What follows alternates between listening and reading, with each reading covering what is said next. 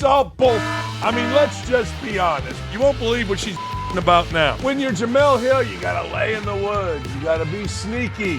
Hill claimed in part they care about looking racist. So who is she to judge organizations? Who is she to judge people? If she's going to make wild comparisons, let's do it. She got no level. She's a fraud. Come on. Hey, good morning this morning. It is a beautiful day. OutKick hater and noted, well, I guess journalist, but I would argue sort of kind of trying to be civil rights activist.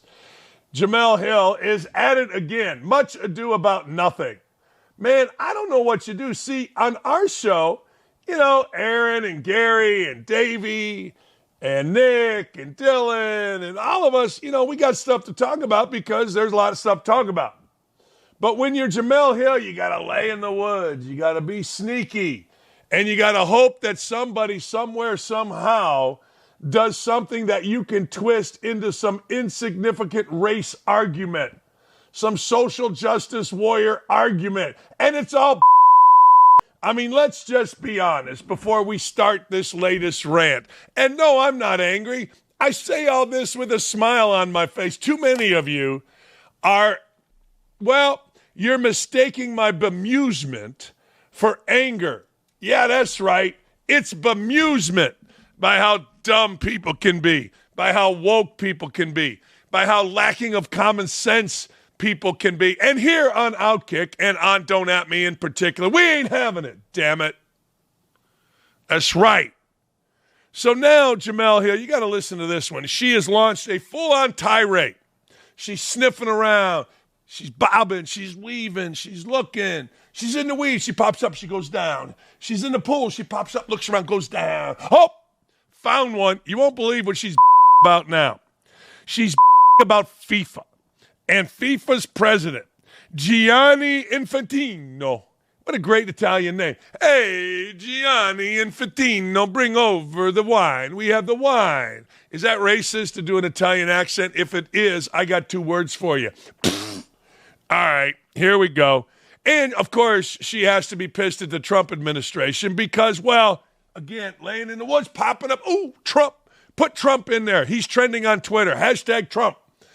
And maybe, just maybe, somebody will pay attention to you. We love paying attention to Jemele Hill because she's so ridiculous. She's become literally a caricature of herself. Stephen A. Smith, memo to you. Be careful. You're starting to do the same thing. You are. Well, here's what the deal is. FIFA has decided to purge itself of political and woke social justice messaging on all of its broadcasts and on-field signage at the upcoming World Cup International Tournament. It's going to be hosted in USA. USA, that's right. Hill claimed in part they care about looking racist. Yes, they do.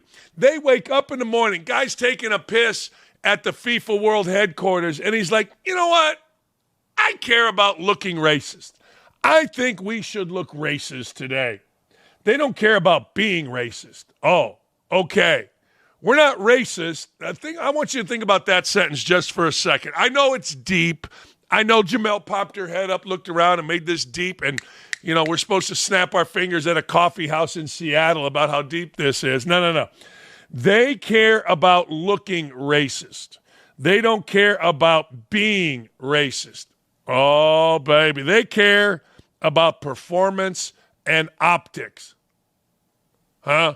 See, here's the deal with sports. You always care about performance. You always. Optics are great, wonderful, but performance is better. See, in the World Cup, you can have a bunch of good-looking dudes. You can have great uniforms, and they can say equity, Black Lives Matter, but nobody gives a rat's when you lose.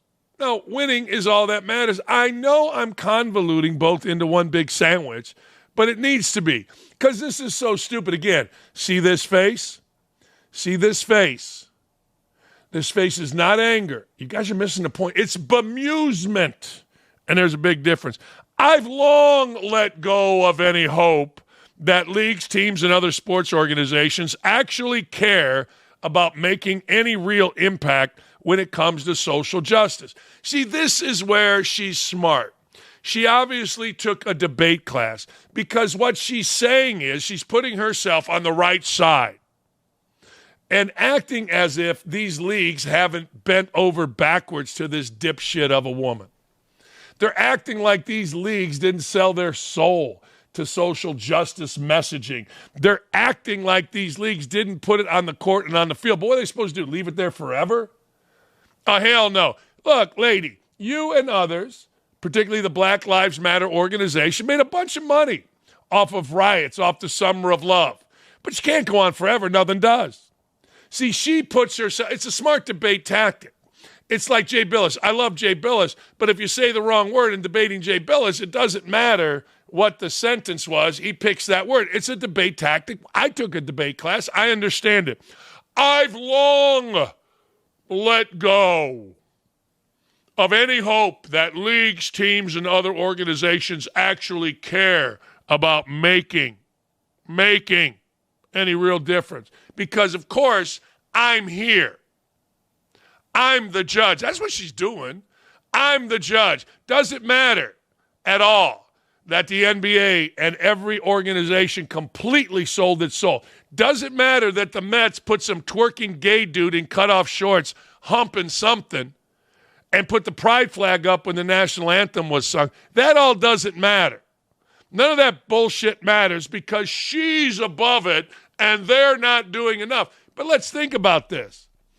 Jemele Hill is a young woman, had a little degree from Michigan State, kind of a horse shit everybody gets in school. Wrote a little bit, got some jobs because she's a black woman with a degree, still does. I mean, that's it. So who is she to judge organizations? Who is she to judge people in those organizations? And do they come to her level? What is her level exactly? I mean, this isn't like, hey, man, you know, them damn pharaohs out there, we got to answer to them. This is some little girl that, I don't know, hey, I'm a black lady, hire me. That's all. There's nothing she's ever written that's memorable. There's nothing she's ever done that transcends. So why do these leagues that employ thousands, that make millionaires out of whether it's black, white, Italian, all these folks, why do they have to? She has never established a level. That's the funny thing. Like when somebody says, you know what? That guy gets it. What are you talking about?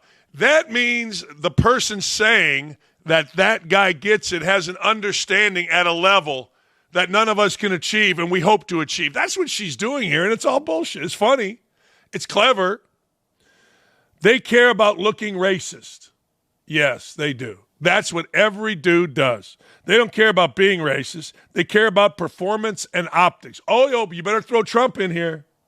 You bet. Considering that Trump and his administration have gone all in on anything not white, male, heterosexual, or Christian under attack, perhaps Infantino decided that just for the Club World Cup, let's just let racism feel a little more at home since there is clearly widespread support for it. Okay. All right. There you go. Because there is no racism if you put Black Lives Matter on a field. There's none.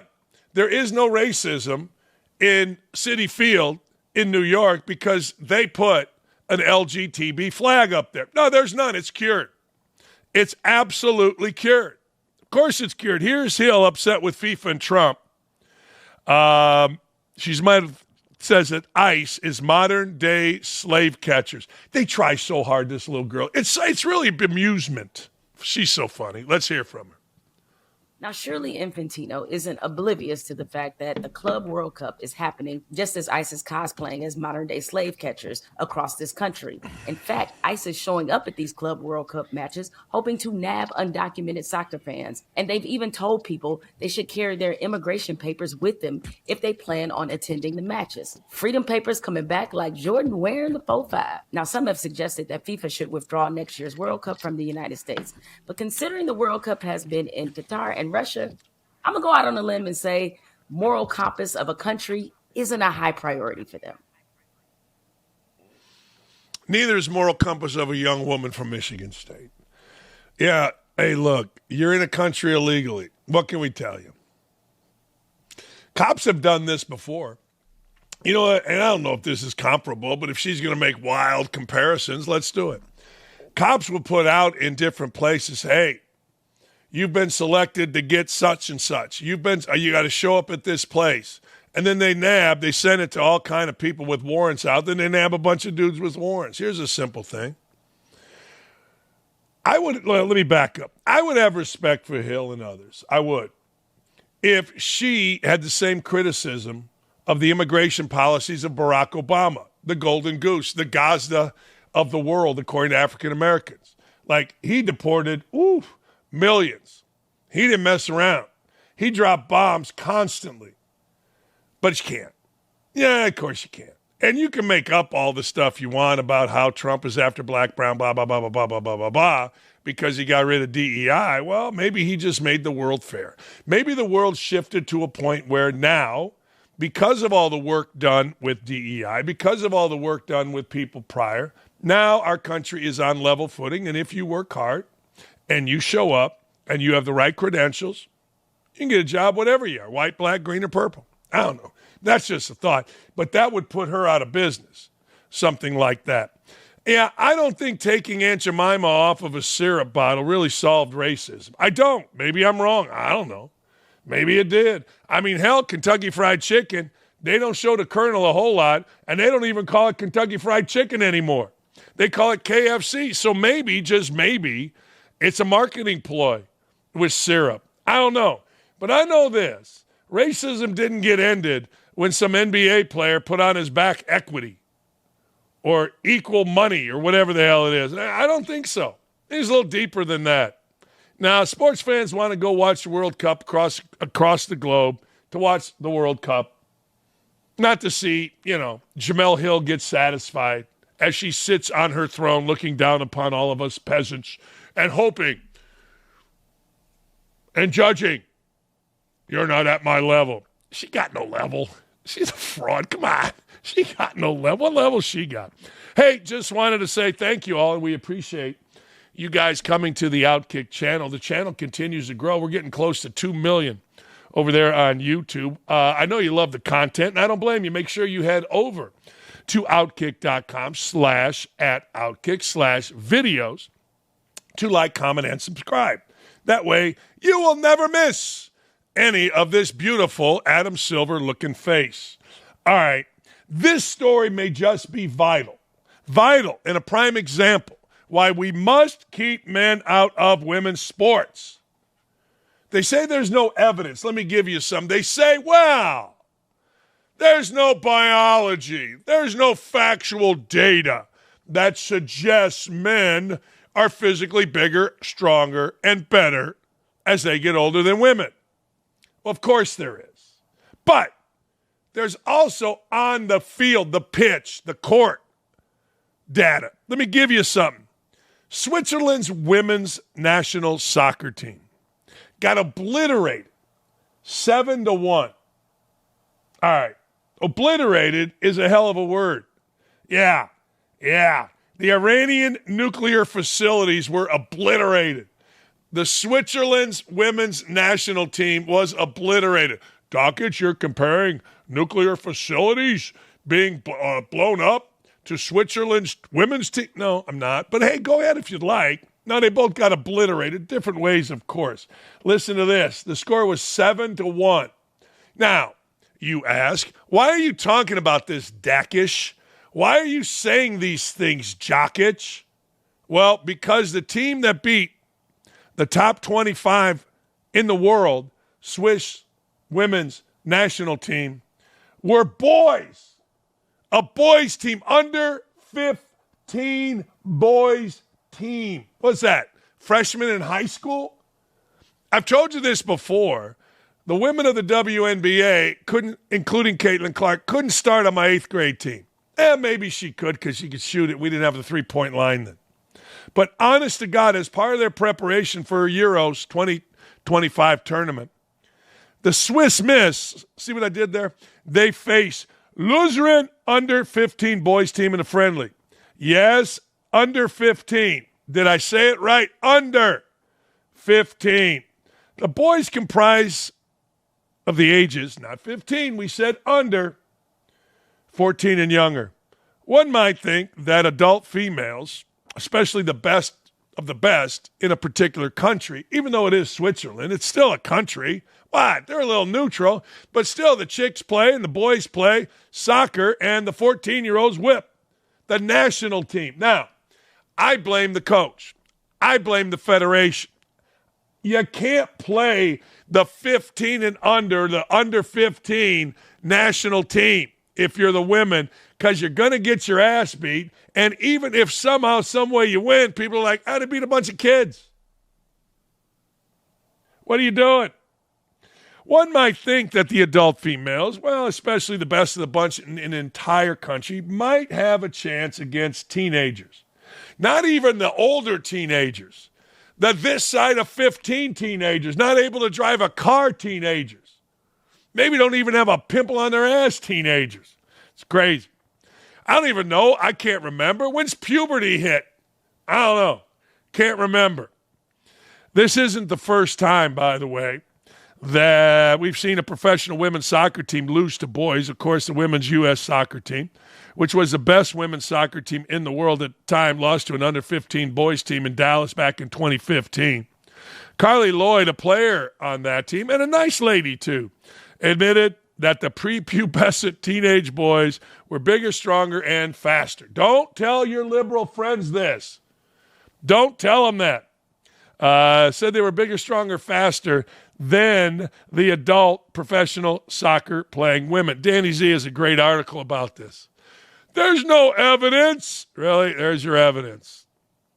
How dumb is it? You know, Serena Williams is the smartest woman athlete ever. She said, "Yeah, I played the 350 ranked men in the world. He kicked my ass." I mean, it's simple. Simple. Scott Jennings, our favorite, crushed the dumbest of the dumb and one of the most arrogant, Carrie Champion. Crushed her when she said we need more studies on men's being better than women. I got your study right here, lady. Here it is. Science behind this hasn't been studied enough or talked about enough for us to make a real full opinion. I do agree girls' sports are for girls. You said this hasn't been studied enough to know that, look, we've got millions of years of study. Men and women are different, and that's why it's unfair to put boys in girls' sports. We don't need to have any more biological studies. It is fundamentally unfair. But do you see, genuinely curious, any accommodations that are reasonable? You have a 16-year-old who wants to participate in sports. In your mind, is there any way that that can happen that is fair? Of course. Have the people participate with their own biological sex. Boys in boys sports, girls in girls sports. It's worked for a very long time in this country. But it's not that simple anymore, Scott. That's where we are. So what do you do when it's not 80% of the country? But it's not that anymore. So what do you do with the 20%? Do we ignore them? Yeah, do pretty we much. I mean, it's an 80-20 issue. Scott, everybody's ignoring them. And you just said it was a minuscule number. It's a minuscule number. Why do we have to upend? We don't have to. The reason why I said it was a minuscule number, Scott, was because I don't think it's fair that you're scaring people at home thinking that boys are trying to compete in girls sport by the droves and that this is going to take over and you were scaring people at home. It's just not happening, Scott. But this is like the most competitive track meet in the country. Jesus, the cackling. And that's very sexist, what I just said, but tell me I'm wrong. The cackling. You're scaring people to think this is happening. You know what? I'm either thinking Scott Jennings is really smart or he's really stupid.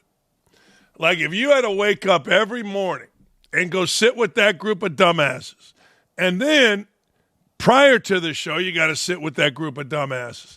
After the show, you got to sit with that group of dumbasses. I don't think Scott Jennings is that smart. I love Scott Jennings, and I think he's brilliant.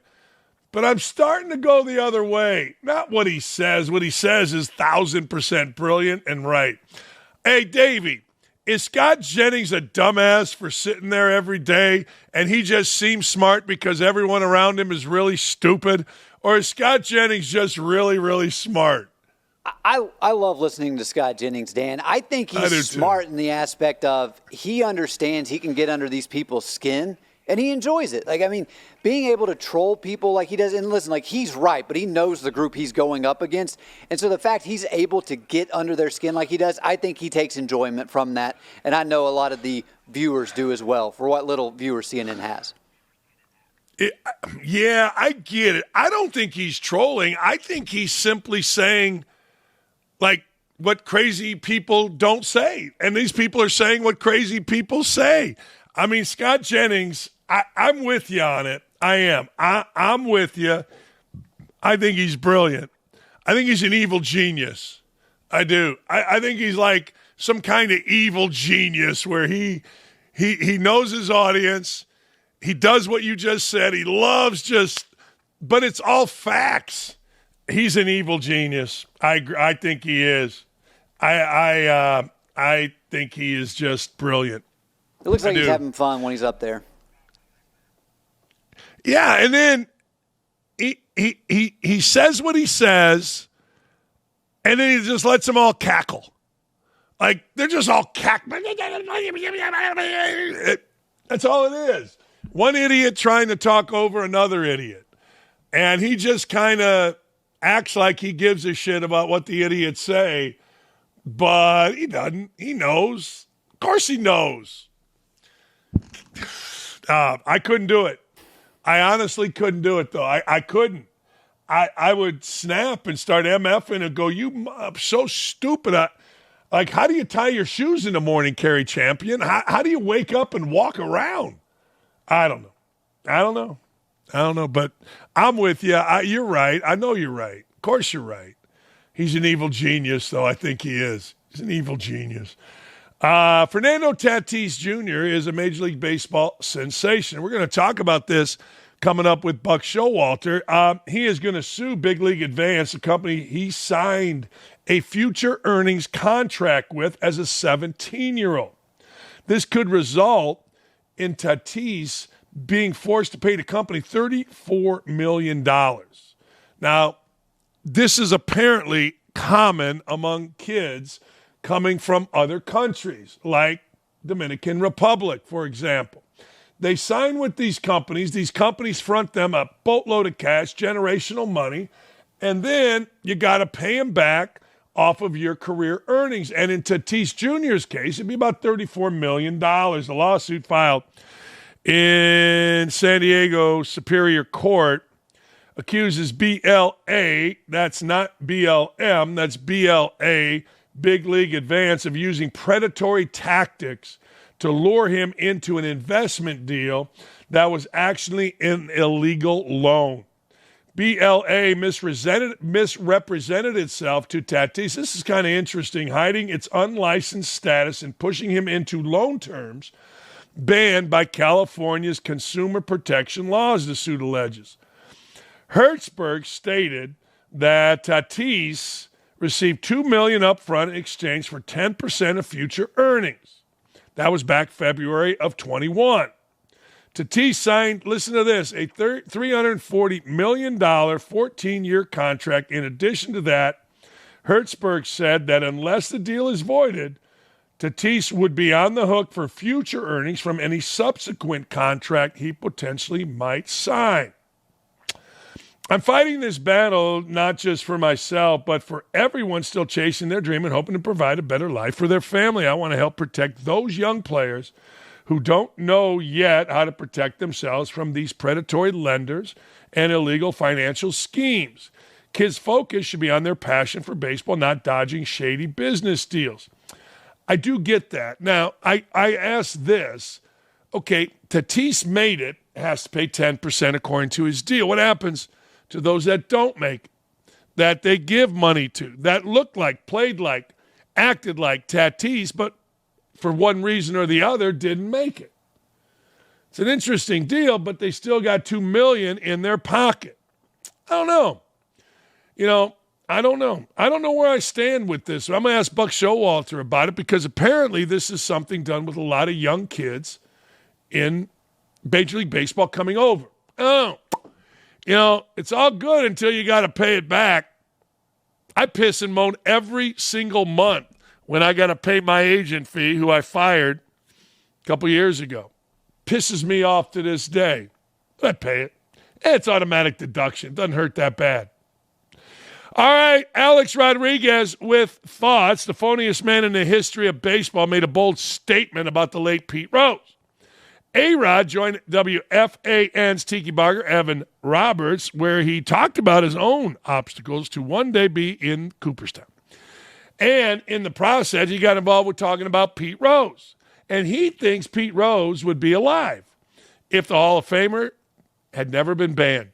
Thinks it would have added 5 years to Pete Rose's life. I don't know, man. Maybe. Who knows? I'd have hair if I didn't wear hats when I was a kid, my mother says. I don't know. Here's A-Rod on Cooperstown and saying Pete Rose would have extended his life. Or my PED suspension. I think about those moments, reflect, and I'm literally never been happier in my life because I'm so full of gratitude and for the career that I've had through the ups and the downs. And because of my mistakes, I may not end up in the Hall of Fame, Evan. We've talked about this before. Yep. But the back nine of my life, you know, going through my therapy, doing my work, learning from my mistakes, I've never been in a better place. So the Hall of Fame thing doesn't bother you, or does it still kind of? Of course it bothers me. I want to be in the Hall of Fame, of course. How can I not want to be in the Hall of Fame? So do I, Alex. I mean, they just don't like running backs. But look, baseball has a very, very, Pete Rose, a great friend of mine. It just breaks my heart that he's going to get in now, but I actually feel that if he would have got in, he probably would have lived another 5 years. Really? Because I've never met anyone that loves baseball more than Pete Rose. And it broke my heart that he couldn't get in while he was alive. But baseball is tough, right? If it's a lifetime sentence, it is a lifetime sentence. I got to do my time and live it forever. But then I have to pivot and take that energy into something else. Yeah, he's full of shit. He's always full of shit. A-Rod is one of those guys that when he is talking, he is lying, he is posturing, he is posing. Now, I mean, you can argue with me and you can say I'm wrong, but anybody that I know, and I know about 8, that played with A-Rod, that's been around A-Rod, will say the exact same thing that I just said. Anytime his mouth is moving, he is lying, he is posturing. Period. That's it. So, is he trying to get in the Hall of Fame? Yeah, buddy. He doesn't give two shits, never had, about Pete Rose. He doesn't give two shits about his career being a thankful and whatever the words he used. He's full of shit there. No. What A-Rod cares about is A-Rod, and good for him, man. He's had a great career, right? I mean, he lied again, but Fox don't care. They put him. He's got the best job in baseball. He's owning the Timberwolves. It's all good. Good for him. It's like Stephen A. Smith. You're making a lot of money. You're the useful idiot of the Republican Party and Republican TV shows. Good for them. But when they talk, there's nothing that comes out of their mouth that you're going to go, oh, that's pretty good. No, that's pretty damn good. So, of course, A-Rod's being full of shit. But let me tell you something. I'm like the Democrats to Trump. A-Rod could do anything, and I would say it's full of shit. Davey, A-Rod could cure cancer, and I'd say great for A-Rod. Now, why'd he do it? That's where I am with A-Rod. Okay, I literally, I'm like a liberal talking about Trump when I talk about A-Rod. Common sense goes out the window, and I just don't like him. Where are you at with A-Rodski? As it relates to, A-Rod's playing days, he was drafted the year I was born, Dan. So it was one of those things as I was growing up. I mean, the talk, so you're able to see him and you don't fully understand the steroid era when it's happening. But as I've gotten older and been able to go back and see it, he is one of those guys. I'm with you in the fact that I struggle to believe anything he says if it doesn't have a direct impact on his own success moving forward. I look at him as a guy that is very mischievous and always just looking out for me. Yeah, I get that. Yeah, now it's become like the A-Rod saga was forever. He lied, he came back, he got suspended. I was actually at the game when he came back against the White Sox, his last game my dad and I ever went to. But, I get what you're saying. He's just always been full of shit. So, all right. Speaking of Major League Baseball, they have banned, listen to this, they have banned from every major league park a guy who made comment. I'm going to get into it. Listen, every major league park, they banned a fan from every major league park for comments he made towards a player earlier this week. It happened in Chicago with the White Sox. A famous quote from a league of their own: "There's no crying in baseball." And many people were asking why Diamondbacks second baseman Ketel Marte was crying during the Diamondbacks White Sox game on Tuesday. Marte, man, Tuesday night should have been a joyful one for Arizona Diamondbacks second baseman Ketel Marte, but instead it was one he'll want to try and forget. Marte launched his 15th home run of the year in the first inning, helping push Arizona to a 4-1 win over the White Sox in Chicago. Later in the game, he became visibly emotional on the field after a fan in attendance shouted something about his late mother. Marte's mother passed away in a car accident in the Dominican Republic in 2017. According to Diamondback spokesperson who told the Arizona Republic, the fan was ejected from the game at the request of manager Torey Lovullo and bench coach Jeff Bannister. Lovullo had this to say: "Marte put his head down. I could tell it had an immediate impact on him for sure. I could see he was sobbing. It hurt. I told him, I love you, and I'm with you, and we're all together. You're not alone no matter what happens. No matter what was said or what you heard, the guy's an idiot. It shouldn't have had an impact on you." Yeah, I mean, you would think it wouldn't, but these guys are young dudes, man. So Major League Baseball bans this guy. Good. But here's my question, Davey. How do you ban a guy? Like, I go to Chicago, I buy a ticket. I don't know, I'm wearing a hat. Does every usher know what this guy looks like? Is there facial recognition at parks? I mean, I've never really – I'm glad they did, don't get me wrong. And he deserves to be, don't get me wrong. But how do you ban a guy? Yeah, Dan, when you look at this situation, all major league ballparks, I feel like it would have to be something with the ticket service and how they have your information saved and they won't let you purchase. But there are ways around that. So I get it. Here's the thing that with this story, it was a 22-year-old fan, and apparently he showed remorse for the situation. It's listed as an indefinite suspension. I don't know if we'll actually know what was really said, but I get a temporary ban, but a lifetime ban for this comments, while you shouldn't do it, I feel like it's a little excessive. Yeah, I do too. I really do too. I think it's very excessive. I don't know how you enforce it. Something absolutely, I'm with you, something should have happened. But a lifetime ban for a comment made, I don't know, man. Of every park? Yeah, the only thing I'll say is I don't know how they would stop it, but the situation, what they've done in the past for people that have been banned, if they do catch you on or in the facilities, they'll call the cops and you'll be prosecuted for trespassing. That makes sense. I mean, I guess then what you have to decide as that fan is what risk I want to take. How much of a risk, is there out there? I don't know. Stupid. Ridiculous. Friend of the show, legendary college football coach Urban Meyer, not happy with Sports Illustrated over its infamous hit piece on former Buckeye legend Jim Tressel and the tattoos for memorabilia scandal that marked the end of his tenure as the head coach of the Buckeyes. It's actually a joke, to be honest with you, Urban had to say. I agree, man. Like, I thought it was idiotic at the time. Like, I'll tell you, I've told famously the story of me, my brother, a bunch of buddies going to a Cubs game, and I was wearing my Adidas top 10s that I played with at Indiana. Why, I don't know, but I was. And I sold them. They were mine.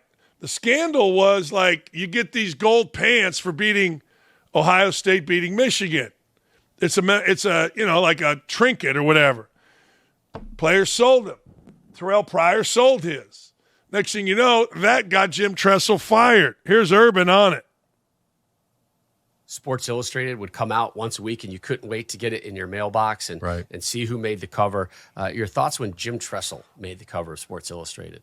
Yeah, to this day, I still hold a grudge about that whole thing. I know Jim Tressel. I followed him, so I know exactly what his program was all about, and that was wrong. I mean, that was a mistake on a lot of fronts. The support Tressel received in Columbus, I don't think was fair, and certainly in the national, it's actually a joke, to be honest with you. And so remember now, competitive advantage, negligible, none. There was none.